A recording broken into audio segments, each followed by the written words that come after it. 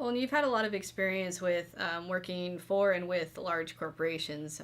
Could you maybe briefly give us some pros and cons of working with each type of corporation? I mean, you've had the small startups, you've worked with major, and now you're working in more of a mid-sized company.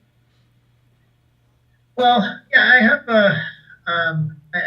my wife and I refer to it as kind of like there's two phases to the career. There's have a boss and don't have a boss.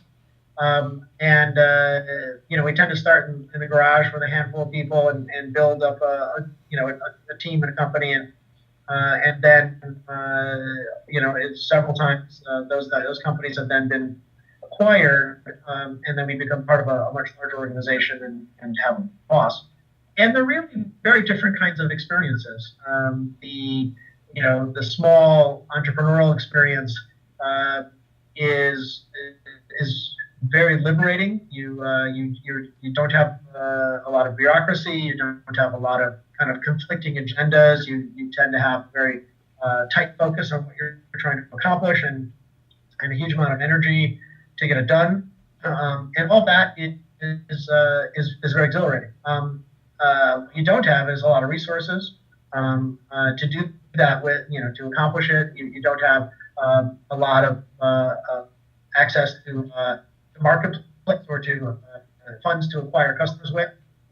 So you have to figure out how to get around those things. And your access to really good talent has to be based more on passion and vision rather than being able to offer any kind of stability or high compensation levels. The inverse is true when you're part of a large organization. You're working on things that are of a scale that you never could have done, in your little startup or even in your mid-size company. You have incredible, resources to tap, both financial and talent and market access. But you also have, kind of the burden to carry of being part of a larger bureaucracy, of typically having to get multiple levels of buy-in or approval on something you're trying to do, and often navigating what can be pretty complex competing agendas. So, I don't say one is definitively better than the other. They're just really different from each other. And I guess from my own personal experience and sense, I found it easier to innovate in the smaller startups than in the larger firms. But that's also my own management style.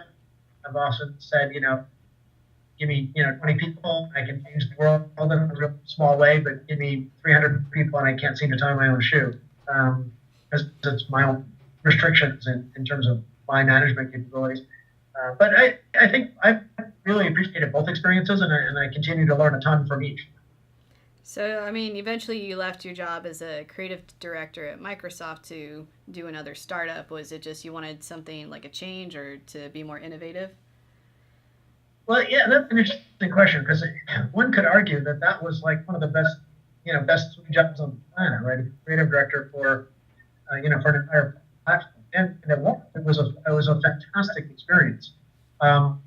But it didn't offer me the opportunity to get into the depth of creation on individual projects as much as I liked. I mean, I was able to cheat and set up a little group that Ed let me do that we did a bunch of blue sky work and things like creating the first ARG, and Crimson Skies, which was fast. But really, the vast majority of the work was flying all over the world, talking with teams, and trying to help guide them, giving them a little input, which was exhilarating, but not as, at least for me, as creatively rewarding as being able to kind of get with a small team and really focus on our own creations.